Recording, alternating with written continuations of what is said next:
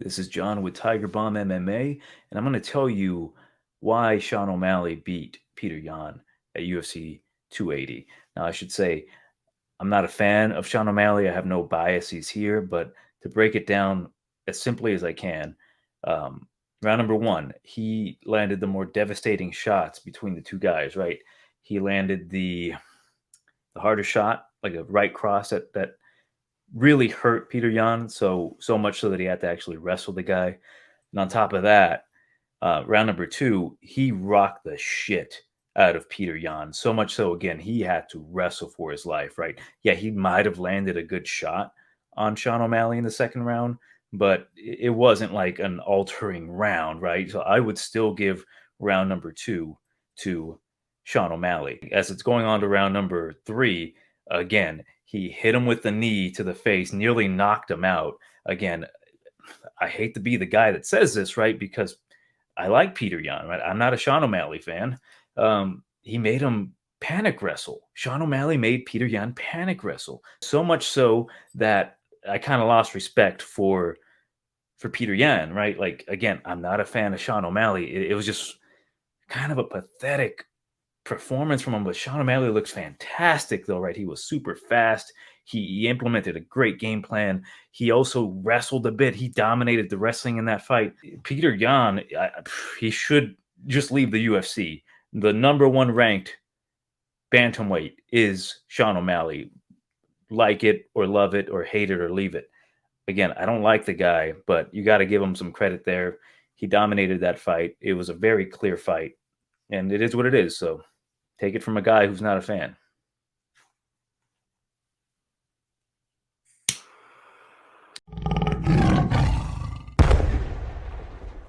This is Johnny and Jose with Tiger Bomb MMA, and tonight we're going over UFC Fight Night, Kattar versus Allen, giving you our thoughts and predictions on the entire fight card. Yeah, dude, glad to have you back. It's been what, a few months or so? A couple fight cards that we haven't had you. I know at least one person's been asking about you. You're still alive. Yeah, it's been an interesting last few months. I'm actually a little bit rusty, but after taking a look at this card, I kind of have, it's kind of all starting to fall back into place. I do have like, I almost immediately just kind of saw the card and saw the matchups, and I was like, oh, this guy's going to win, this guy's going to win, so on and so forth. And it looks like this is going to be a sausage fest. Oh, yeah. It's in the best possible way, Yeah, no Um, temptation for us to go nuts with the women MMA betting. yeah, exactly. Oh, dude, like I have to say, like when you first left, I didn't know what to do. I was betting some stupid shit, some dumb props. I was losing money left and right. And then as I was like accepting the fact that you were gone, I'm like, yeah, he's not coming back for a bit. I'm like, okay, I guess I'll start betting and gambling intelligently. And honestly, I've been doing pretty well these last few events. I was like, huh, I'm not losing money anymore. And then plus, football season and baseball season coming to a wrap with the baseball was doing pretty well. Uh, but yeah, we'll see, man. I'm excited about this one. I'm kind of afraid to bet this card, to be honest, because there's a lot of interesting possibilities with these particular matchups that I'm not willing to take a shot on. Maybe because like I've kind of become more of a bit of a pussy since you've been gone. I haven't been taking that many risks. You're kind of the guy who's like, hey, you should add all these women to your parlays. I'm like, damn, you make an interesting, compelling point.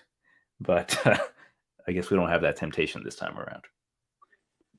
Although, there are quite a few, um, I should say there are a few fighters who might as well be in the women's division on this card, because they're basically like big vaginas, I'd say.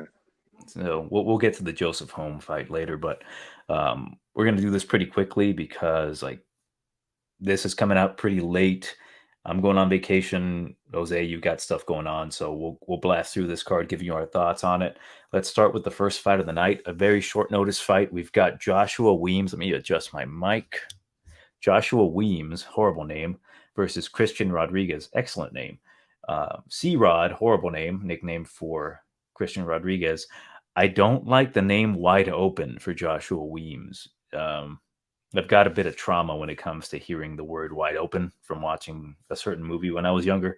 But the reality of this fight is that Joshua Weems, he's taking this fight on short notice, and he's fighting who I think is a really good prospect at 135. Uh, Christian Rodriguez, he came to the UFC. Well, first off, he did a contender series fight where he fought, what was his name? Junior Cortez, which is Tracy Cortez's brother. And without knowing much about those guys at the time, I'm like, ooh, I'm interested to see this Cortez kid to see how well he does. And Christian Rodriguez just blew me away. I'm like, this guy is pretty solid. Like, give him a few more years, you know, proper takedown defense, and he just looked like pretty overall complete, just a smidge away from being UFC ready. And then he makes his UFC debut against the much taller, much heavier Jonathan Pierce, and despite him losing that fight, I was like, wow, this guy might be a serious fighter in the next few years because he's good everywhere, right? His takedown defense was good. His submissions were good. He nearly submitted, again, a very good grappler in Jonathan Pierce, and that's Jonathan Pierce at fight ready at 145. And I'm already thinking this guy is going to destroy Joshua Weems, but I have to go back and kind of rewatch tape. And 1 second, let me get the odds up because I'm an idiot. So MMA odds. I'm not looking forward to seeing these odds. So far, not seeing nothing on these two guys. I'm assuming, okay, it's not terrible. I was expecting like minus 500, but it's like minus 310 for Rodriguez, plus 260 for Weems. Weems is a good fighter. He's not a great fighter. He's got that dog in him, if you will. He also fought in the Contender Series. He got knocked out, kind of, I would say, TKO'd by Fernie Rodriguez. He doesn't have the best defense. He hits hard. But after watching tape on the guy, he did beat Mo Miller, who's a good wrestler, but Mo Miller kind of beat himself in that matchup. He will get some wins in the UFC if they match him up with some decent enough competition that's his level. He's exciting. He's a Mississippi boy. Yep, Mississippi boy. And he's just tough. He's just really tough. Christian has to be very careful. He can't take him lightly because he can crack him. But I think Christian beats him pretty soundly. I think he submits him in round number 1. Weems is pretty tough. He's got a good chin, even though he got kind of TKO'd, as I mentioned earlier. He kind of got hit behind the ear. He went down, and Fernie just kind of blasted him on the forearms. He blocked every shot, but it was still kind of like, it wasn't a clean knockout, I'll say. So if Christian cracks him, he might put him on Clear Street, but he'll probably snatch the neck. So I'll say round number 1 guillotine for Christian Rodriguez. I really like this kid, and I'm looking forward to seeing him in the UFC and how well he does. So did you say, I recall you saying Josh Weems is a plus 240 underdog? He is let me go back and check, plus 260 underdog. Oh, sorry, plus 260. Mm-hmm. Yeah, I think those odds are quite off. I do believe Christian is going to win, but yeah, those odds are crazy, man. I think it should be a little bit closer. I think the odds should be like maybe minus 140 Christian, plus 120, 130 for Joshua. I think it's going to be closer. I don't believe. I think looking at Christian's record, he does have quite an extensive amateur record. But at the same time, he hasn't really. I don't really see an impressive pro record just yet. He is pretty young. But yeah, I think this fight is a lot closer than that. Yeah, those odds are crazy. I would not recommend betting this fight. If you do, it's it's probably just because you like having them clenched for 15 minutes straight. It's pretty fun. It's like that sigh of relief when your fighter wins a very controversial decision that you personally think he lost, and you just check your bank account and you've got money in it, and you're just like, "Fuck you!" Yeah. To me, we're going to Applebee's. Yeah, you're sharing an appetizer this week. Oh no, she gets her own appetizer. That's how ballin' I am. Yeah. So what stands out to me is that this fight had it been at flyweight. What the hell is 145 again? It's featherweight. Featherweight, yes. So the fight being at bantamweight, he's coming down 10 pounds, Mhm. and he's also an inch shorter. So he's going to be, I think. Well, Uh, I should add, he actually moved up in weight to make his UFC debut on short notice against, what's his name? Damn, what's his nickname? I always forget his nickname. Jonathan Pierre, JSP. So he looked impressive at 145. His takedown defense looked great. So I'm just filling you in on that because I don't think you recall who Christian Rodriguez is, right? They all sound the same. They all look the same. Christian Rodriguez. Yeah, it's just one of those things where they all look the same. Yeah. I mean, well, yeah, okay, yeah, but also, um, Christian Rodriguez. Yeah, no, doesn't quite ring a bell, right now. But yeah, C-Rod, that's a weird name. Yeah, so I think to me, this fight is a lot closer than that. Those odds are crazy, but if you want to, like I said, add this to a parlay, a straight bet um, wouldn't have such a great payout. I would say maybe place where, damn, um, yeah, I'm a little bit rusty. Play the, you know what I mean, the not the straight bet, the like the choke or the decision or The prop bet. the props. Yes, props. Jeez. The corporate life has really messed you up, man. Yeah, man. It's yeah. I would say look into prop bets if you're going for a straight bet. But I think maybe this is an okay bet to add to your long shot parlay for Mm. sure. So I'd say I'm going to take Christian by decision because I think this is going the distance. Because I think like you said, Weems is tough, and so I don't think he's just gonna, I don't think it's gonna be prom night. He's just gonna lay down for him and Oh, he and definitely and let won't. him No. have his way with him for for any round. I think he's gonna make him work for it. So it's gonna be more of a a regular relationship. Um, Okay. yeah. So it's yeah. So Christian, I think he's gonna get his hand raised, but it's just gonna be he's gonna grind it out.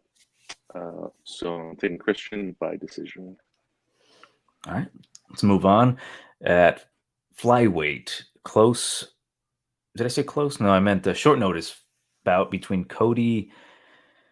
Oh, fuck. I had the nickname already planned. It's a Cody kick them back to where they came from. Durden versus Carlos Tizil Mota. I don't know what Tizil is, but Carlos Mota is the.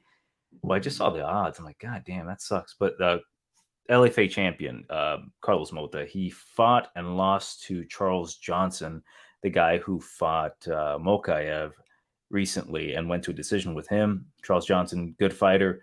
Yeah, Carlos Mota making his UFC debut. I really think it's maybe the right time, but under difficult circumstances. But I have to say, I think this might be the right opponent for Carlos Mota to kind of make a splash in the UFC. He is the favorite currently, minus 175, which pains me because I could have sworn he was a dog and I must have missed it. Let me make sure I'm not talking out of my ass. Yeah, he's the favorite. I missed that line. Cody Durden plus 150. So despite him being short notice fighter coming in against Cody Durden, a guy who's beat some decent competition, he's the favorite, and I really think he should be, right? Like, despite him maybe having questionable cardio, I doubt it. This guy is incredibly good. He can wrestle. He's got a black belt in jiu-jitsu. His striking is very good. The main thing about his striking that I liked is that he is comfortable on the feet. He doesn't need to take you down. He will take you down if he needs to. Did I just kind of make myself into an idiot? He doesn't need to take you down. If he wants to take you down, he will because he's so comfortable on the feet. Cody Durden, on the other hand, he's always looking to shoot. His last fight, he kind of blasted JP Buys. He had zero respect for his wrestling or his chin, and paid off for him. On the feet against Carlos Mota, it's going to be tough. He's going to have to grind Carlos, but again, Carlos, he's got some decent wrestling to him. And again, that black belt in jiu-jitsu, the power in his hands. His last fight where he fought a Pancratian champion in Rizvan Abriev. Abuev. He knocked him out with a left hook. That left hook was disgusting. If you're watching this channel, I'm assuming you went back to Fight Pass and watched that fight. It was a beautiful left hook. He just kind of like stiffened him up. If you didn't go back and watch it, it was fantastic. And yeah, I do predict Mota's going to win this fight. I am worried about him possibly making weight though, so I'm not going to touch him quite. Like I'm expecting him to be upwards to about like a minus 250 come weigh-in day. I want to make sure he makes weight. I know Cody Durden will. My biggest concern with this one is Cody kind of doing enough with the takedowns and just the stalling and the control time to beat Carlos, because on the feet, Carlos is going to be like a man possessed. And Cody, despite him not necessarily being, a chinny guy, I worry about him getting cracked if I'm taking a shot on him and then getting guillotined, because he's been submitted multiple times. I will take Carlos Mota round number 1 submission. We'll see how it goes when like prop betting this one if I decide to. But if he doesn't make weight, I'm probably staying away from it. But I got Mota round number 1. I'm actually going with the dog here. I'm going with Cody, just because Carlos is untested in UFC waters. The way I see this matchup going is Cody just being relentless with the takedowns. He might not. I think he might not get it the first few times, in the first round. But I think he'll. But I think regardless, I think he's just going to be. I think he's going to keep going with it, and I think that's going to be his bread and butter this fight. Is there a choo-choo train somewhere around? There is a choo-choo train. I live down the train tracks. Oh, okay, cool. Yeah. I thought you might have had built a model. Oh no. Model train getting ready for Christmas or something. No, it's much worse. I'm practically a hobo, but like one that's living in a decent house. So, hey, dude, if anytime, say for example, like I completely lose my shirt gambling, I can just hop the train and I'll go wherever the train takes me. That's pretty cool. Yeah, it's my plan B. Just like that fight with that movie with that guy that died of starvation in some bus in Alaska or something. I have no idea. Yeah, it was a Sean Penn directed movie. Into the Wild or some shit. Into the Wild, yes. I've never seen it. I just so happened to know because you gave me the soundtrack back in the day on my iPod. Yeah, it's a great movie, but neither here nor there. So I'm actually taking Cody as a dog here. Like a lot of guys who come into the UFC, they don't. I mean, they come in with great experience, and I'm sure he's going to be successful. But then they don't come in expecting, to be in the kind of shape to, outside of the UFC, they may, encounter guys who maybe go for 1 or 2 takedowns. But some of these guys don't expect their opponents to be as relentless as they are. I think Cody's going to use that to his advantage, and I think he's just going to grind out a decision here. So I'll be taking Cody by decision. And yeah, I think these are actually pretty good odds for him, plus 150. I don't think there's going to be a lot. Definitely they are, yeah. Yeah, I don't think there's going to be a lot of money coming in, so I don't think the odds for him are going to go any higher. So I'd say jump on that before Cody becomes a favorite, because in my opinion, he should be a favorite, but at underdog money, it's a pretty good deal, I would say. All right, let's move on. Featherweight bout. We've got Chase the Dream Hooper versus Mean Machine Steve Garcia, and the odds currently have it in favor of Hooper, minus 220. Yuck. I'm back on Steve Garcia, plus 180. Just out of sheer, what would be the good word to describe Steve Garcia? Idiocy. He should be a pretty significant underdog. He should be probably plus 250 for that idiotic display of douchebaggery that he did against Mahashate, where I picked him to win just by, grappling him and taking him down, holding him down, just doing enough. But he decides to bum rush him with his chin straight in the air. And then, of course, he gets counter-righted and knocked out. That fight, along with his fight with Charlie Ontiveros, kind of gave me an idea of how this fight's going to go. And it's crazy to believe that I'm picking a curly-haired twink boy over a Mexican warrior type in the category of who has more heart.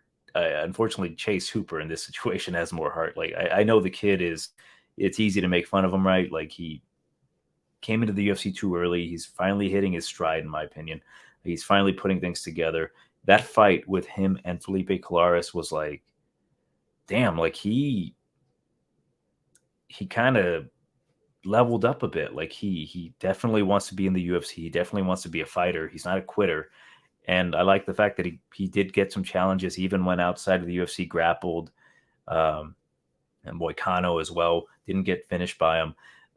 Knowing that this kid will probably get his ass beat for 2.5 rounds and still try to submit you and still try to win the fight, I think that's how this fight's going to go. I think it's going to be pretty close in the beginning. Steve Garcia is a big guy himself. He's fought at higher weight classes, and he should have the better striking. But I think that additional dog in Chase Hooper is going to be the deciding factor here. I don't think anyone should take him at this line, right? Maybe potentially by a submission, right? You always want to go with Chase Hooper by submission. But it just scares me that Steve Garcia can just kind of use similar tactics to Chase Hooper, like a lot of the ground game, a lot of stalling.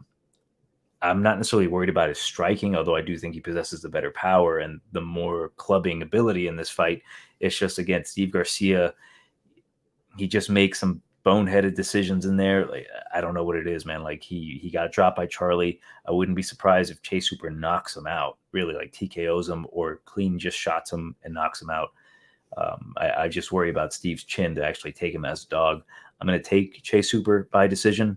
The main factor is that he will fight for your money, right? I've seen this guy lose to what's his name, Slippery Pete. Peter Barrett, and I had a ticket with him by submission, and I'm like, well, about to rip it up, and this guy gets a heel hook on him. I'm like, well, holy shit, this guy's gonna fight for my money. So I'll probably take him by a submission prop, nothing too crazy, but I will pick him straight as a decision win on my Tapology. So I'll go Chase Hooper decision. I have to agree. The only thing I don't agree with are the odds. They should be a little bit closer. So that's a little crazy. It's they should be in the hundreds, I think. But yeah, to bring it, to make it a little juicier, so to speak, hoping he is known the juice. I'd say that submission prop is always good. Sprinkle a little bit on that. But Chase is definitely worth putting into your parlay. Looking at the trend, he's in his last 5, he's alternated wins and losses.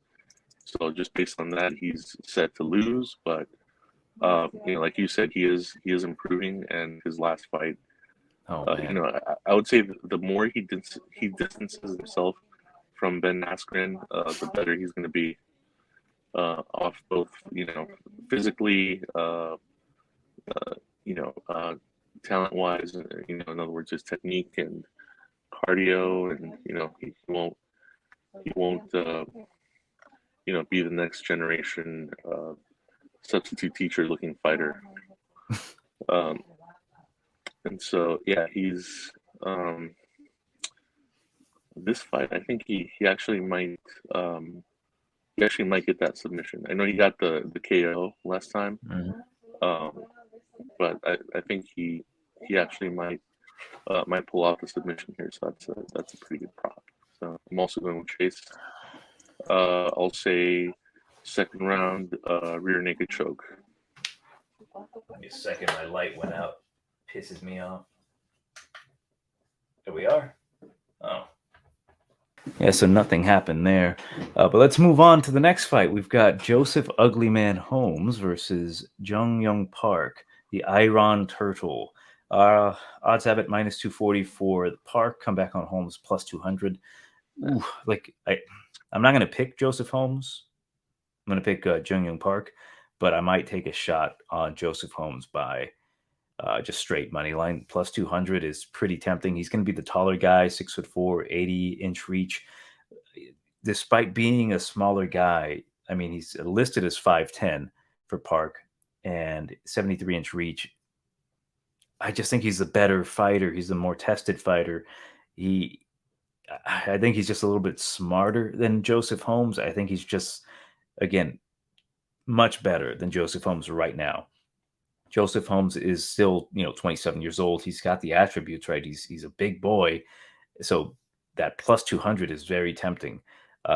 Definitely won't place a bet on Park. It is kind of a dogger pass. But again, Joseph Holmes, I know he's training with James Krause. He should honestly win this fight. I do. Fuck it. I'm going to go with Joseph Holmes.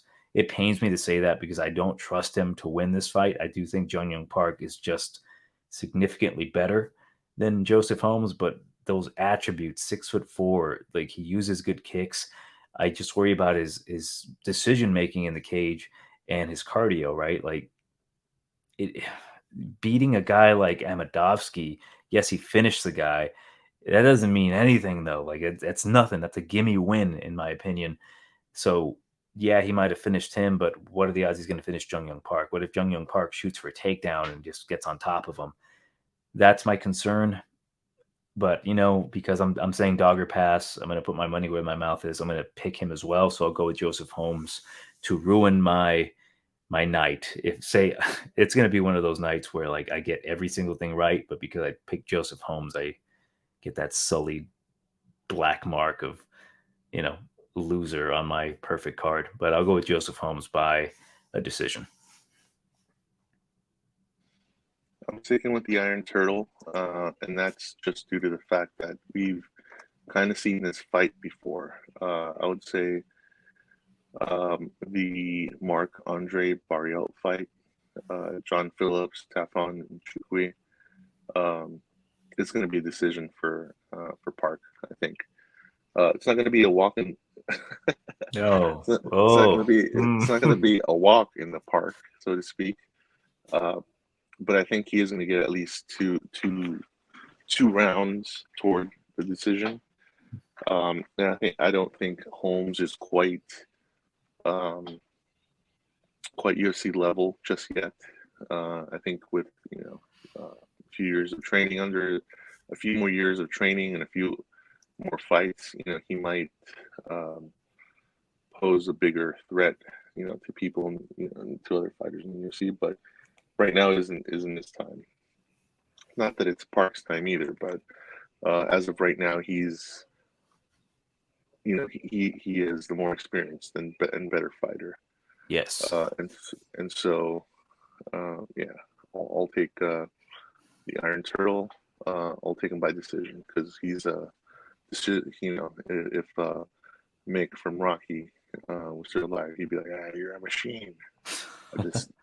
You're a decision machine, but a machine nonetheless. Yep. And man, yeah, I think Park wins it, but again, I'm gonna take the greediness of the plus 200 because I might actually bet Joseph Holmes. But again, I'm expecting not to cash out. Don't do my bets, people. I'm just it's tempting, but it's very tempting, dude. I don't really see it. I don't see the value in Holmes. I'm very swayed by that 6'4", 80-inch reach. I'm like, he's a big boy. I think he can, get a what do you call it? A Texas-based decision, even though this isn't in Texas. You know what I'm saying? Yeah. It's like I think he can. I'll say this. Like I know I did the intro with Sean O'Malley and shit, but that whole night, UFC 280, I kind of noticed that the judging was like a little off. I'm like, just a little bit off. I'm like 29-28. Like, which round did she win? Or 30-27? Like, I would have given one round to the other guy. I'm like, there's something slightly off. So I think Joseph, if he's smart enough at that price tag, I think he can pull it off. Like, Jung Young Park isn't like a super dangerous fighter. He's just very intelligent. He's just very smart. He's a very good IQ fighter.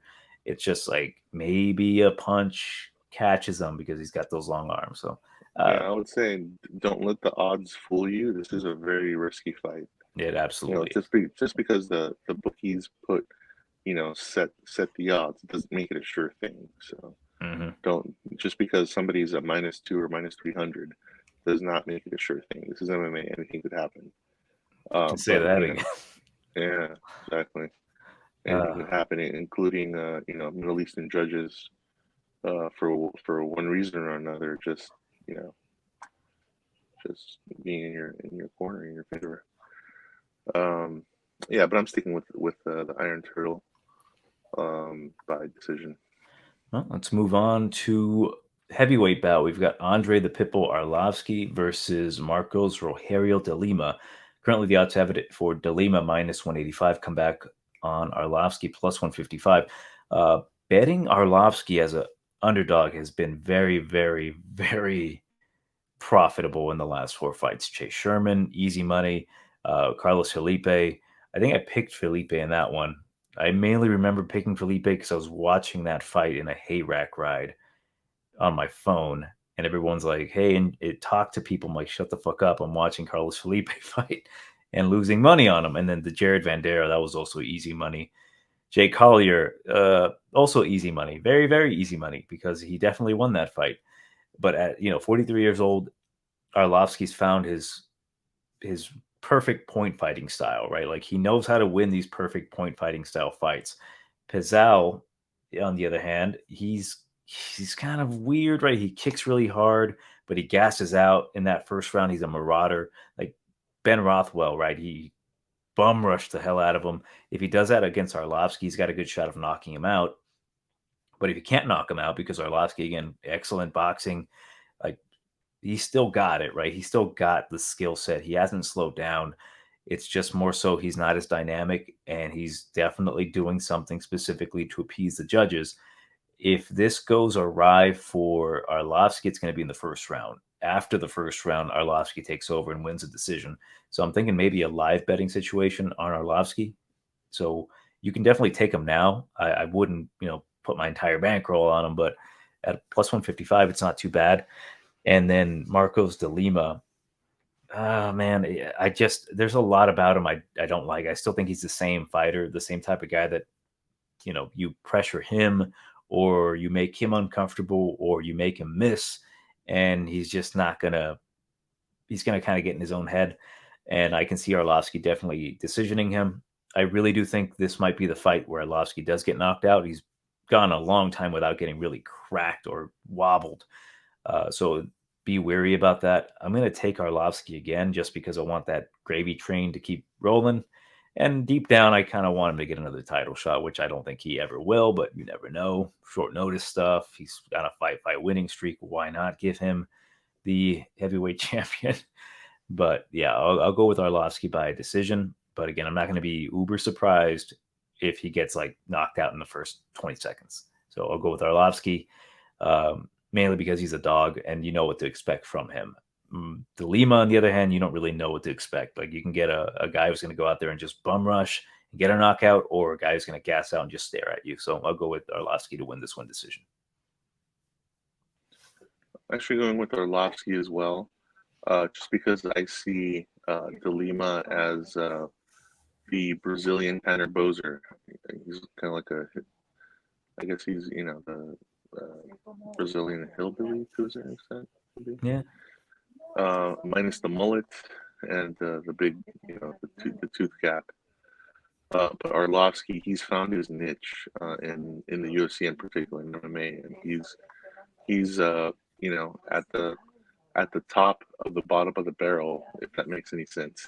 Yes, yes, it does. He's He's the king of the bottom of the barrel. yeah, exactly. He's got these guys' numbers, all these bottom of the barrel guys. He's continuing to cash checks, um, and as long as they give him these bottom of the barrel guys, he's going to continue to do so. He's in the past, let me see, 3-4 years, he's got knocked out by like some of the top guys like Ty, uh, at the time, Sakai, Jair, and about what was it, a year plus ago, Tom Aspinall, right? But since then, he's been cashing those bottom of the barrel checks with Chase Sherman, Carlos Felipe, Jared, and Jake Collier. And then, here comes Rogerio de Lima. And I think he's going to cash this one as well. Like you said, he'll probably, get that hillbilly, berserker barrage in the first round. But Arlovski, man, he's he should be known as the Belarusian Iron Turtle to a certain extent. But he's got some pretty damn good defense. It's nothing really to scoff at. And yeah, if you look at his record, 34-20. It's like, holy crap! He's got a buttload. He's got more wins than Rogerio has total fights. I did the math, sort of. So I know that. And as you mentioned, he's an underdog, and that underdog money, yeah, it's a pretty damn good deal. I think he's going to get the decision here. I don't know if he'll be able to knock out Rogerio, but it's possible because Rogerio is going to be the smaller guy. But knowing Arlovski's style, he's just going to decision the hell out of him, and he's gonna piss him off. And Rogerio is going to get desperate in the third round and try to leg hump him or something. But yeah, not much more to add. Orlov is going to be Arlovski's fifth in a row, and yeah, I'm actually looking forward to. Excuse me. I actually look forward to Arlovski fights now. It's kind of like kind of like I was looking forward to is it Matt Brown fights when he was on a roll, or like what's that guy's name, the Super Samoan, Mark Hunt. Mark Hunt, not to be confused with Mike Hunt. Exactly. Because we all love hunts, right? Oh yeah. Yeah. So I'm hopping on the Arlovski train, and he shouldn't be known as the pit bull anymore. He should be known as like the judge rider. I don't know if that makes sense. the judge rider. The bailiff. Yeah, because he rides judges, or he rides the judges. Oh, I get you. You. I know where you're going. Yeah. Let's move on to the next fight, middleweight bout. We've got Roman the Caucasian Dolidze versus Phil No Hype Hawes. So he's no longer Megatron. No hype, huh? I don't know about that. There was a bit of hype there at one point. So with this fight, oh man, I can talk so much about how good Phil Hawes is, but that chin is just so suspect. Roman Dolidze, on the other hand, he's not all that great, right? He's got, man, he hits hard. I'll say that. He definitely hits hard. He's got a good chance to knock out Phil Hawes. But when breaking down this fight, like watching tape on it and just kind of thinking about it a bit more, like I wanted to go with Roman Dolidze. He's plus 140 against Phil Hawes, a guy whose chin I do not trust. I've never trusted it. But in reality, though, Phil Hawes is just so much faster, cleaner with the striking, better wrestler, maybe not the better grappler like jiu-jitsu wise, because Roman Dolidze, I believe, I can't remember specifically what his belt ranking is, but he's been doing like jiu-jitsu for a while, and he's a Georgian, so he's good. But Roman Dolidze, like, I've seen just too many bad signs from him, right? Like, since dropping down to middleweight, he lost to Trevin Giles. That's all I really have to say. Trevin Giles out wrestled him. Phil Hawes, if he just avoids trying to stroke his ego and strike with Roman Dolidze, which I definitely think he can knock him out. I do think Phil Hawes possesses power. He's just so damn good everywhere, right? If he had a chin, I'd be looking at him as the next future bantamweight champion. Oh my God, he'll die. Middleweight champion, right? Like, he's just very talented. He's got it all. Like, the cardio does scare me a bit, but I think he's gotten that under control. It's really hard to base him off of his last win, which was Duran win, oddly enough. Like, he looked fantastic, but he just bullied the shit out of Duran win. But overall, though, his trajectory, I think is going to be in a positive, right? While Roman, on the other hand, I don't know what it is about Roman, but At middleweight, I just don't feel he has the ability to kind of crack the top like 15. While I think Phil Hawes does, I think he just possesses more of that mixed martial art well-roundedness than Roman. Roman's kind of a one-shot kind of guy, a bit of a one-trick pony. So, although I do worry about him knocking out Phil Hawes because I might put him on a parlay, I will go with Phil Hawes to win this one by decision. I would kind of hope that he knocks out Roman just to kind of put my mind at ease if I do have him as a pick or a parlay piece. But I do think it's going to be a nail biter decision. Just like, oh my god, he hit him. What he's going to do? He ducks under and he gets an easy takedown, and then all is well. So decision, Phil Hawes for me. Yeah, I don't have much more to add except that after his last, loss to Chris Curtis, he should have been, he shouldn't have been demoted to no hype. He should have been demoted to Sam with Wiki. Anybody that saw the Transformers movies? Oh man. All right, yeah, I guess nobody saw those or recalls those. But anyway, so both these guys have actually beaten Kyle Dawkins, with Roman actually KOing him in his last outing. But he ruined that boy's life. He ruined Kyle Dawkins' life. Yeah, I think it was more on Kyle Dawkins because Kyle's pretty good. He's very good, but he just kneed him perfectly. He broke his face, and Kyle will never be the same after that. Yeah. But I think Hawes, I think his being the stockier guy is actually going to work to his advantage here. Plus, he's quicker. So, just as long as he doesn't do anything too stupid, this is his fight to lose, I feel. Oh, yeah. I mean, it's a close fight because Roman's not a pushover either. And was it Roman that was, that was somebody's wife? He was allegedly banging Cheyenne, formerly Buys.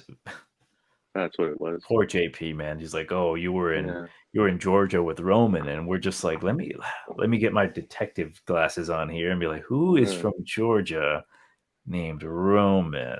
I'm like, yeah, that piece of shit. Yeah, like when he I even made that like meme. Let me see if I can bring it up while I have it. But it was like the meme of like Kyle Dawkins defending the honor of. Oh, that's right. Yeah. Let me see if I can find it. If not, then it is what it be. It didn't be what it is. Nah, I don't got it. I'll probably whatever. It is what it is. Go check our Twitter and Instagram, and you'll see it. But yeah, man, like we were just kind of like, yeah, Kyle, defend our boy JP's honor, and then he gets his face broken. I'm like, ooh, sorry about that, JP. Yeah, I remember he, ripped Cheyenne a new one. Yeah.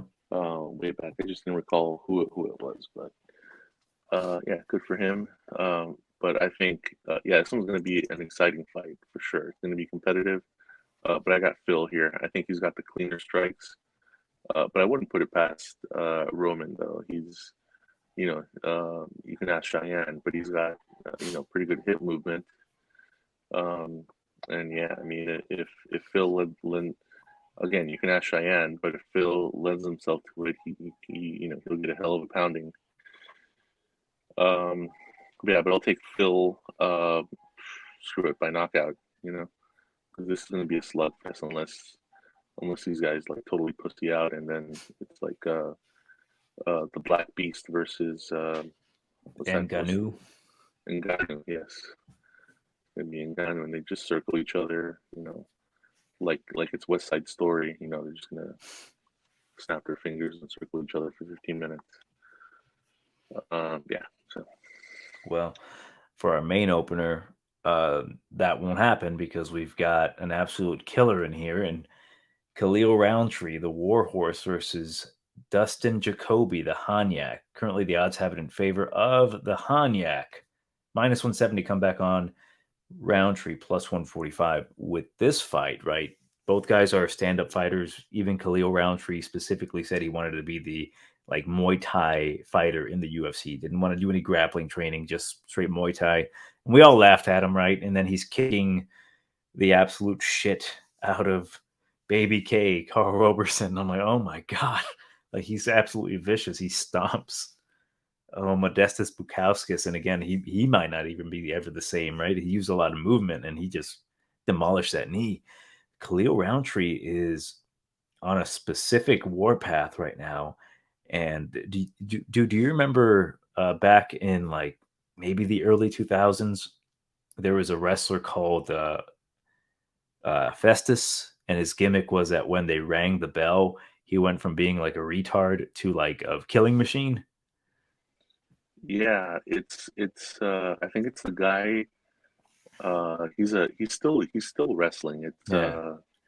the Good Brothers. Yep. What's his name? Gallows or something. Yeah, Luke Gallows. Yeah. But the point I'm trying to make is that that's how I picture Khalil Rountree, right? Like he's a nice guy outside the cage. He'll cry about like mental health issues, which I'm not shitting on him for that. But when that cage door closes and that bell rings, he becomes a monster in there, right? He's an absolute killer. um, Dustin Jacoby, he's been doing really well for himself in the UFC, right? Like he hasn't lost yet. He's gone to a draw with Ian Kutalaba, but this guy is progressively getting better, right? He's able to mix it up. He's comes from the Glory kickboxing scene. He even fought Pereira, right? Pereira knocked him out, but still he fought him. So I don't think he's going to be afraid of Khalil Rountree. The way I see this fight, like yes, Khalil Rountree as a dog, it's intriguing, right? Because he is very unpredictable in there, right? Like he can go out there and knock out anybody in this roster, but he does kind of fight a little bit absent-mindedly sometimes, right? Like he's so focused with the striking. Yes, his takedown defense has improved. He's a big, strong guy, but I've seen this guy stare at Marcin Prachnio and see the fight just escape his fingers, right? I've seen this guy make a ton of mistakes. Dustin Jacoby, when the going gets tough, I see this guy mix it up better, right? I seen this guy get cracked by God, what's his name? He's no longer Lord, but Mikhail Olenjejik. He gets cracked by him. He starts to wrestle him, right? And he even knocked out Da Un Jung in his last fight, and I was like, damn. Like I did not expect that. Like he hadn't really been knocking people out in some time, but he still possesses that power. He's still a very good fighter, and that's the key here, right? I still think that Khalil Rountree's primary focus is on the stand up, while I think Dustin Jacoby's stand up game has been more evolved into an MMA game. I think he's going to be able to mix it up better here. We'll see how this goes, though, right? Because I am worried that Khalil knocks him out, but I am taking Dustin Jacoby. I think he is the rightful favorite. Minus 170, I will take him. I will probably add him on a parlay. I can't keep doubting this guy. Like he's training at Elevation with Factory X. I just think they're going to get him really prepared to wrestle Khalil Rountree and just probably finish him on the ground. So I'm going to say round number 2, TKO for Dustin Jacoby. Yeah, I would say that's going to be his kryptonite here. I am a Khalil Rountree fan. Same He here. doesn't have the best record, but he is exciting to watch.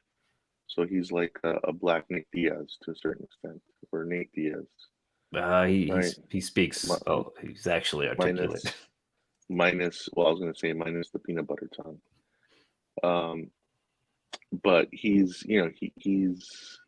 he decided he wants to be exciting versus wanting to be a champion, and so that can kind of work for you, to a certain extent. But yeah, like you said, if Dustin comes in with the takedown heavy game plan,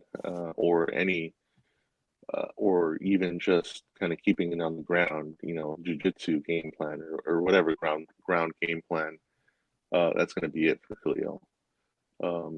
His best hope is to stuff the takedowns. It's if he wants to, keep mainly a Muay Thai style going, that's great. But he should at least practice, takedown defense. Like, if they can't take him down, then they have to get on their feet. And so, Well, that's what I do worry, though, that like Dustin will try to, like, he can definitely strike with Khalil, right? Like, I'm not saying he has to take him down. It's just more so the path to least resistance would be the mixing it up, going for takedowns. Like, yeah, Dustin can definitely still win this fight on the feet because he's very much a very well credentialed kickboxer. It's just that additional aggression, the creativity from Rountree as well. Like he's ruthless in there. Dustin hasn't really shown that kind of viciousness in there. But yeah, I think if he wants to stand and bang with Khalil, it might not be the best game plan. Just being smart and mixing it up would kind of ensure the public, like, yeah, this guy maybe not, he might never reach the title, but at least he's kind of showing the skills that might potentially get him there. Yeah, I mean, Khalil, this is a very risky fight to bet on.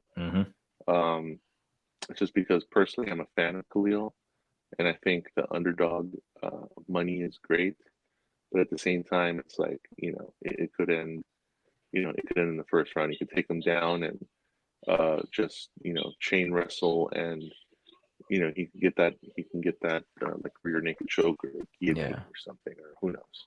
Yeah, it is So very dangerous. it could end very quickly for Khalil that way as well. So I'm gonna stick with Khalil. He's my guy right here. But I'm gonna say screw it. I'm gonna go with he gets the knockout here. Probably second round hook or something. After devastating his legs. Because Dustin is gonna be the taller guy here, so he's gonna.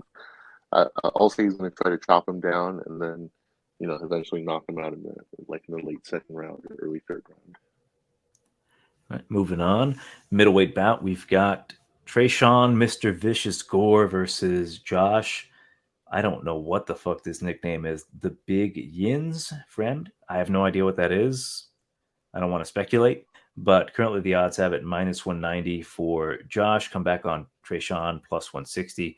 How the Mighty Have Fallen, the alleged true winner of Tough, the season that Pooh Bear won. What's his name? Brian Battle. Brian Battle beat Trayshawn Gore afterwards. And then what happens to Trayshawn Gore after that fight? He gets knocked out by Cody effing Brundage. Oh, Jesus. So when kind of taping this fight, like I did tape it, it wasn't that simple of like, oh yeah, Josh Fremd's going to win just because he looked pretty impressive against Anthony Hernandez in the loss. It was still a fight I wanted to look into just because like I do have an extensive knowledge of Josh Fremd. I do respect his skill set. I do respect his toughness. He's fought much better competition. He's got a better record, longer record, 9-3 compared to 3-2 professionally. Trayshawn has shown, oh heavens, a horrible chin, which kind of threw me off. Like I went back and rewatched that fight with Cody. Cody kind of just touched slightly, like I think it was a right hand, and the way he kind of went limp after he got full mount on Trayshawn and kind of cracked him with a couple of punches was like concerning. I'm like, what the hell? Like that, those punches didn't seem incredibly hard. Like he didn't seem to know what to do from the bottom. He just seemed to, I don't want to say give up, but he just didn't have the skill set to do much on the ground. Josh, on the other hand, like I can at least trust him that if he gets cracked, he'll be able to recover. He'll be able to go for a takedown. His striking's not terrible. I think his striking might be better than Trayshawn. Trayshawn just possesses like the hard kicks and the hard punches. But I've seen Josh get rocked. I've seen him get rocked by RoboCop, Gregory Rodriguez. And granted, he did get stiffened at the end of that fight. He was able to recover meanwhile and put up a decent enough fight. He didn't get completely blown out of the water in that one. And then his fight again with Fluffy Hernandez, like I fully expected Fluffy to kind of demolish him, but he made it kind of close. He gave me a couple scares in there. Like he was able to out wrestle Fluffy at points. He was able to take his back, or maybe I'm thinking of another fight. So I don't scratch that. Maybe he didn't take his back, but he was able to get some control on Fluffy for a bit. If this was a different fighter, I think Josh Fremd would have had a miraculous comeback win. Like he got out wrestled the first round, the second round partially, then he comes back because of the cardio that Fluffy possesses. It's really hard to out wrestle him at this point. If it comes down to, say, Trayshawn Gore ends up cracking Josh Fremd and puts him on Queer Street, I fully expect Josh to be smart enough to dive for the legs and maybe not get the takedown, but be able to kind of recover there, like getting sprawled on. Maybe Tresean hits him a couple punches. Maybe he pulls guard, like he's comfortable getting submissions as well. Tresean, this could be a coming out fight for him, like getting knocked out. Either you sink or swim in those situations. So that's why I'm a little concerned about betting this one as well, just because I do worry about the guy, logically 3-2, maybe doesn't belong in the UFC quite yet, but I see that he possesses the skill set. I see that he has talent. And if he makes proper adjustments, yes, he can potentially win this fight against a very tough Josh Fremd. It's just everything is in Josh's favor right now. Like, again, the submission game, the toughness, the dog in him, even the chin, right? Like, maybe Tresean just got clipped perfectly. But at this point, the way I saw him react to those shots, I didn't like it. So I'm going to go with Josh Fremd to, I don't know if he's going to knock out Tresean, but I know he's going to finish him. So I'm just going to be safe. I'll say round number 2 submission. I think he'll take his back and rear naked choke him. Yeah, I don't really have much more to add, except that,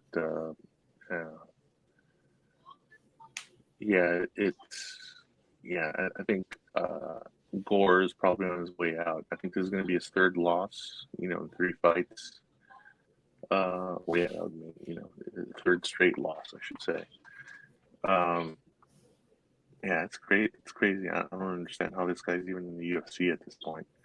But he's definitely on his way out. I mean, he might make it to a Bellator main card after he leaves here and, make better money. And but yeah, he's definitely not sticking around for much longer here. Fremd isn't exactly, on his way to superstardom himself. But I think he's got this fight. Unless he does something particularly stupid, this is his fight to lose. And he'll live to at least live out his contract. I don't think Fremd is exactly UFC caliber either, but compared to Gore, he's probably the next contender. So we'll stick with Fremd as a decision. I don't think this is going to be. I don't understand why this fight is as high as it is on the card. This should definitely have been maybe even the opening fight. Well, I think it's a likelihood of a finish. I think that's the main reason. Yeah, well, I don't. Yeah, I mean it's very possible, but I guess maybe I just don't see it. Well, I had to look up what a yins was, and it's in Western Pennsylvania. You used to refer to more than one person. How yins guys doing? So the big guys, apparently, I don't know, whatever. That's fucking dumb. Let's move on. We've got, That's weird. Yeah, Waldo Cortez Acosta versus Jared the Genius Vanderaa at heavyweight. So this fight is fascinating. Vanderaa is plus 165. Acosta is minus 195. Acosta fought in the Contender Series. He fought a pretty chubby, short guy in Danilo Suarez. He's got a boxing background. He's got good hands, good movement, decent takedown defense, 7-0 versus 12-9. And if I'm being honest, man, this isn't just a very simple Contender Series guy fade. I do fully think Jared Vanderaa has a good fighter trapped inside of him, right? I do think he's got size. He's 6'4", 80-inch reach. He can strike. He can kick high. He's got a solid block head. He's got a good chin, right? Like Tapology has it here that Waldo's going to knock him out 93%. I don't think it's going to be that easy. Like, I know he got knocked out his last fight, and he's been TKO'd on the ground by like Romanov and, what's his name? Spivak. But even Chase Sherman, like I think Chase just caught him in the right spot. Vandeera's got a decent chin. I think he wins this fight. I think if he, and I've been saying this for a long time, I've taken Vanderaa multiple times because I do believe he's got some skill. He just makes stupid ass decisions. Why don't you fucking grapple that Jared Vanderaa? You've got a wrestling background. For the love of God, wrestle. He's got a 4-fight losing streak. This is it for him. do or die. If he doesn't go out there and wrestle a guy like Costa, this is it. He should just retire because I don't know what it is about the guy that he wants to prove that he can strike with these guys. Like, yeah, he beat Justin Taffa on the feet, but it was unnecessary. He didn't have to do that. He could clearly get the takedown, and he made it closer than he needed to. Thank God he cashed me out. But yeah, in this fight, he can very easily dominate this guy who's still very inexperienced. It's really up to him if he wants to get knocked out or not. Like, is he that much of a sadist, sadomasochist? But we'll see, because again, Waldo's going to be a fun guy in the UFC, knocking dudes out that are, Jared Vanderaa level, but I don't know if he's going to be able to knock him out. He's got a decent, tough head. He can take a shot, and he's not a terrible striker. I just think it's really a good spot to bet Vanderaa, but dear God, I've said that so many times. So if he loses, I want you guys to shit on me in the comments, like destroy me in the comments for picking Vanderaa. But I'm going to go with Vanderaa second round TKO. I think the first round he'll try to stand with them, and in the second round he'll take them down, get on top, full mount, pound him out. That is so easy for him to do. It's just if he chooses to do it or not. Also, look up his Instagram. His wife has some huge titties. So yeah, Vanderaa via wife titties, round number 2, knockout. That's exactly what I'm going with Vanderaa. I mean, his wife is pretty hot, and I'm like, how, man? How you get them titties on you, boy? Well, I guess I have a soft spot for Vanderaa as well, but at the same time, he does train out of Dan Henderson's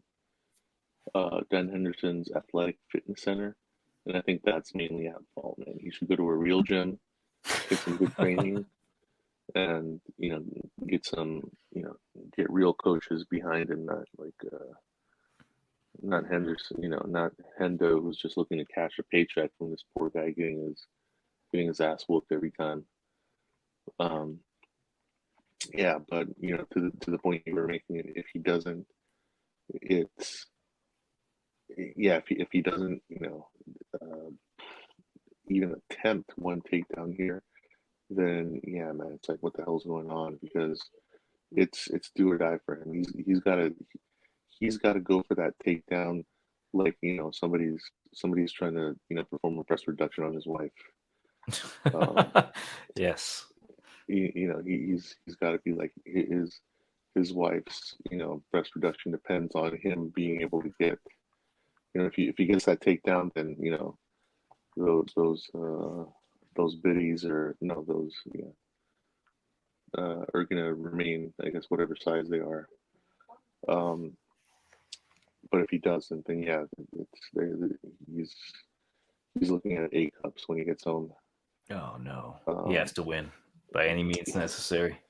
Yeah, man, he's got to do it, and even if he just gets that takedown and he just smothers the guy, that'll be, that's enough. That'll be enough, donkey, or whatever the hell Shrek says.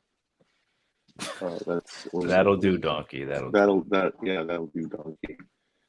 And so yeah, he's got to do it, man. Yeah. I'm behind him. This probably isn't a good fight to bet on because it's going to be a lose proposition anyway. Despite the odds, yeah, do not bet on this fight. This is not a great fight to include in your bet. This is basically a night ruining parlay, or addition to your parlay, or straight bet, or however the hell you plan on betting on this. Just do not stay away from it. Dude, I bet him against Olenek, and I'm like, yeah, we got this. You heard him on the feet.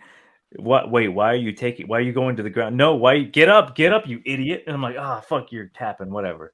And I'm like, okay, Chase Sherman. I'm like, oh, we got this, right? He's out striking Chase. I'm like, go for a takedown, man. Third round, go for a takedown. Jared, go for a takedown, for the love of God. No, get off the fence. Gets TKO'd. I'm like, son of a bitch. Oh. Yeah, I think they're training him like like they're playing a joke on him and training him incorrectly at Dan Henderson's facility. You've given me a concussion, thus I am the victor. Yeah, it's it's just not. I don't understand why or how or why he ended up there, but if he wants to continue fighting, after this, even if he wins, he should get out of there. For a real gym. I know it 100% is Jared, dude. Like I remember against Tafa, the coaches were like, "Take him down. Do not strike with him. Take him down." The first thing he does is not take him down. I'm like, come on, dude. But let's move on. I'm tired of talking about Jared. Yeah.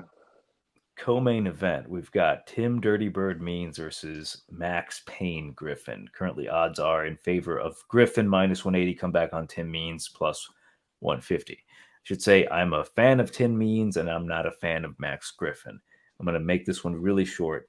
I think Max Griffin wins. I think he's the rightful favorite.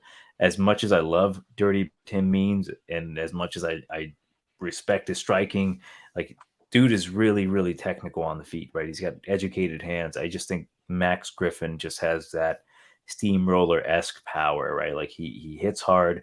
He is mixing it up well with his leg kicks. I think it's going to be very similar to the Condit fight, which hurts my fucking soul because I'm a huge Condit fan, and that was his retirement fight.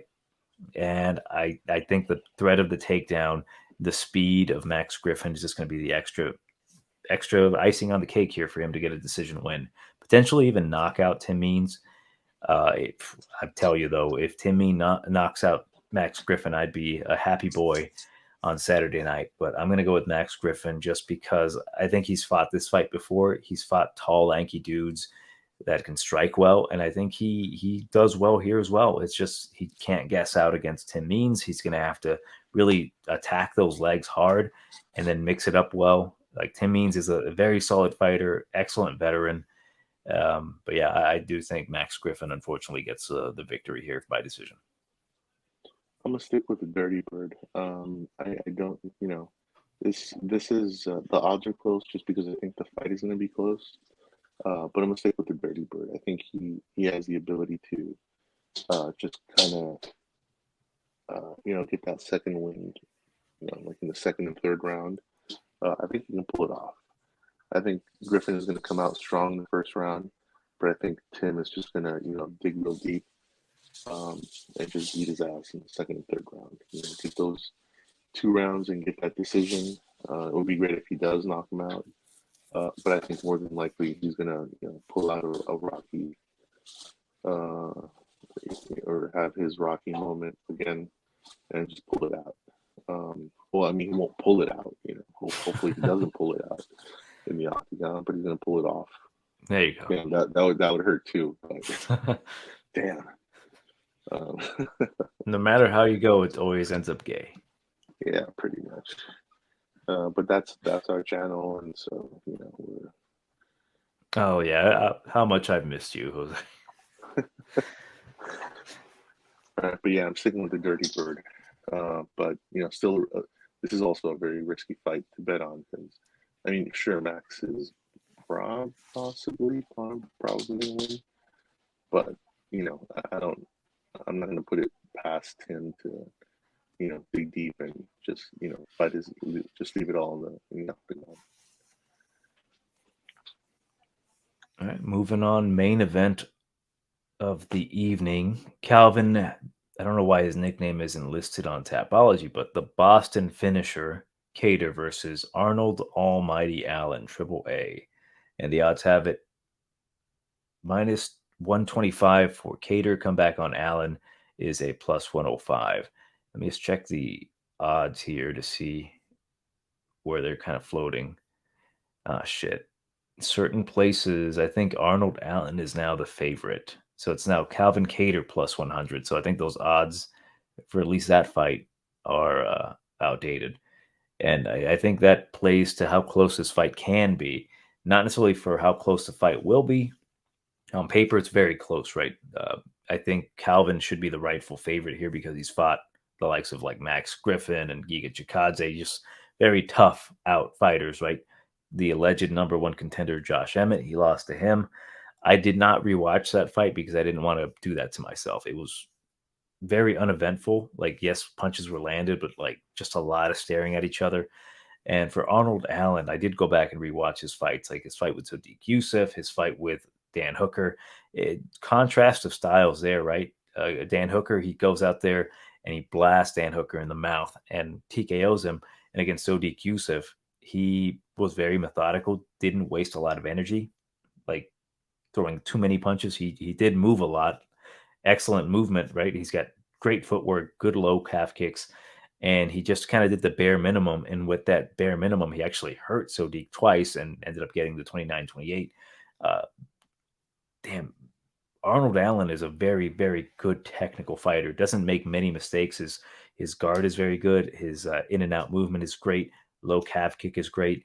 I do have concerns about his possible cardio because he moves so damn much. Like, being that this is a 5-round fight, his first UFC 5-round fight against a guy who's gone 5 rounds multiple times with the elite competition in the division, it does scare me a bit. When it comes to Calvin Kattar, though, I firmly believe that he is very good at letting close fights kind of slip through his fingers, right? Like with Josh Emmett to be the prime example, I'm like, ooh, right. If he doesn't finish you, it can be close, right? Especially with a guy like Arnold Allen, who's so technical on the feet. He can wrestle. He can just do it all, right? He can point fight very well. And I don't know how this fight's going to play out when it comes to like the judges, right? I don't really know how this fight's going to play out in general. I really get a feeling that this fight could be stopped via injury because both of these guys, they've been known to kind of get hurt a bit, mostly with the nose of Calvin Kattar. He's gotten it broken multiple times. Not to say that's going to be the deciding like factor, as if it gets stopped for doctor stoppage because of a broken nose. And people on the Discord brought it up that Arnold Allen's hands break a lot. Arnold Allen is training with Leon Edwards, and not to say that that's the deciding factor why I'm picking him. It really is to me a dog or pass. Like, not specifically because he is just a dog. I just like the fact that if I can get Arnold Allen still at plus money, I'm going to take him. I just think he's more of a cerebral fighter than Calvin Kattar. I think Calvin goes out there to fight and doesn't necessarily have well thought out game plans, right? Like, for example, he might have a game plan similar to something like a NFL coach would write down. Arnold Allen would have a game plan to beat you in like a chess match. Like, he knows what he's doing. If he wants to point fight you, he'll do what he needs to.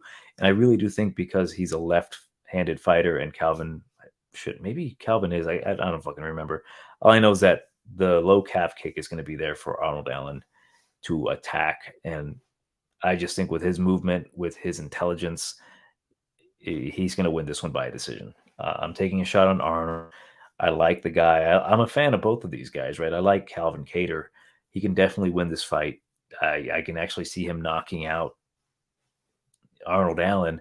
It's just that I don't think he's going to land flushly on Arnold in the first 3 rounds. And when he does start landing in the later rounds, round number 4, number 5, it's going to be too late. And at that point, he might win those rounds, but overall scorecards are still going to go to Arnold Allen. That's what I think is going to happen. So I'll go with Triple A Arnold Allen to win this one by a decision. But hopefully I'm wrong when it comes to like it going to a decision. These guys are capable of putting on an exciting fight, but because they're so high up in the division and so many possibilities for maybe title implications, because a guy like Calvin Kattar wins this fight, someone gets injured, he's fighting Volkanovski next, right? Like, he's next in line. He's on a short list at the very least. So maybe these guys don't want to risk themselves getting injured or getting knocked out. So for that reason, I'm going Arnold Allen by decision. Yeah, that was my initial thought when I saw this. I'm like, you got to go Allen because, I mean, Cater's been kind of hovering near the top of the division, but he's never really been able to get over that hump. His last 2 losses have been against Holloway you know, Holloway, without Volkanovski, Holloway would still be at the top. Mm-hmm. And Emmett, you can go back to, I can, I'll have, we'll have to dig through it, but I said Emmett's going to be the one to dethrone Volkanovski. It's a bold decision, but if it happens, I will. I don't know. I think I'll he's send you gonna, something. yeah, he's gonna up, he's gonna. I think it's gonna be an uppercut. He's gonna send, Volkanovski flying over the cage and then landing in like the fifth row of, But I'm telling you, man, Emmett's the guy. Well, Islam is going to be the next one to potentially, well, not necessarily dethrone him because it's going to be a lightweight, but to defeat Volkanovski, perhaps. Well, you know how the UFC is. If Islam's like, I want to drop 10 pounds, they'll fucking have that fight happen as well for the featherweight belt. Yeah, that'll be kind of a. I think that'll just be a comedy. It's like the first comedic fight or one of the comedic fights. It's like having a midget, or having two midgets in a leotard fighting the women's division. It'll. It's that has comedy written all over it, and then they bring in Hasbulla, to fucking bully Volkanovski and stuff. It pisses me off. Dude, I know he's joking. I know he's being a good sport, but I'm like, get this fucking little gremlin off me if I was Volkanovski. Yeah. Fuck, I should have said if I was Hezbollah, get this fucking gremlin off me. Damn, I missed that one up, guys. I'm sorry. Yeah, I mean, Volkanovski, man, all respect to him. That fight that he had with who's that Mexican guy with the ponytail? Ortega. Ortega, yeah, was it like a salsa? I was like, what the hell is it? Tapatio? Is it? It was some salsa name. Anyway, yeah, dude, that fight with Ortega, mad respect to Volkanovski. That's when I became a fan of him. I'm like, it wasn't just him beating Holloway all those times wasn't just a fluke. Like him putting himself over Holloway all those, the three times. It's like he's the man. He's the man in the division right now. Oh yeah, and then when he beat Holloway again, I'm like, damn, he beat the shit out of Holloway that second time. Yeah. Or the third time. Sorry. The third time, yeah. Well, the first time, the second time, and the third time, he completely swept him. No debate there. No controversy at all. I mean, I guess there was some question maybe on the second fight, but no, the third fight. No, well, I mean, among some people are like, oh yeah, they need a third fight to really. No. There was no controversy. It was all unanimous. Okay, maybe that was just me. But no, yeah, maybe I wanted to see a third fight, and I wanted to see Holloway get back to his original form. But I think Holloway might have to go up to a lightweight to be a little bit more competitive, like put on some muscle and then compete with those guys. Some of those guys would be interesting. But here, Calvin is, he should be the face of that app because he is a grinder. I think he should be sponsored by that app. I mean, he does sport a pretty nifty mustache, so perhaps. Yeah. But he is, he is tough as nails. He did beat Giga, and I thought Giga was the next. Was going to be the next Josh Emmett, but I guess it's not quite Giga's time yet because he did beat the living hell out of him. Oh yeah. And yes, I'm fairly high on Kattar, but again, he's a grinder, and I think he's kind of plateaued a little bit versus Arnold. I think his career is on an upward trend still, and I think he's going to get the decision here for sure. I'd be surprised if Kattar does win, but not overly surprised. I wouldn't have that Home Alone phase where he splashes, aftershave on himself or anything. But I still would be a little bit surprised.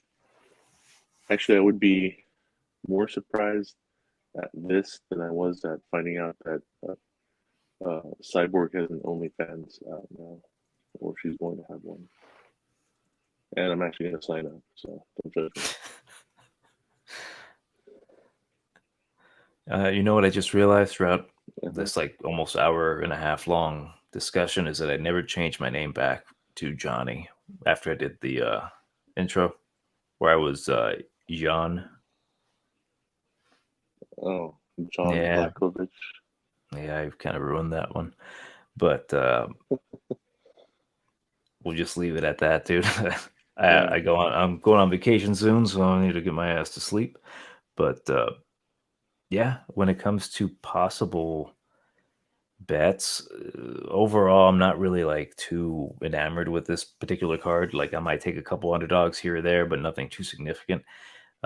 We'll see. Like, Yeah. if you are interested in seeing Yeah, I would any say possible keep, bets, like, even if you do bet with this card, go light.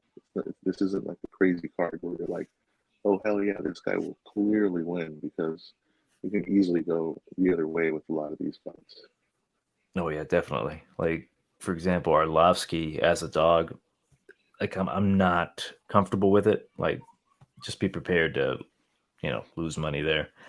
But yeah, overall, like I might just we'll see, because I'll be in New Orleans when this fight happens this Saturday, right? So I might potentially miss the fight.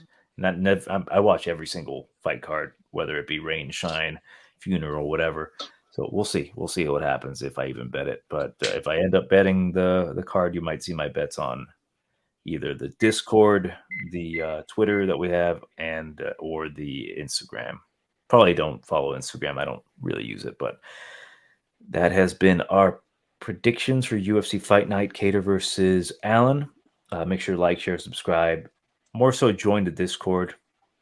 Not necessarily for like, oh, it is fun to talk to you guys, but there are some pretty smart people in there that make some really intricate, intelligent bets.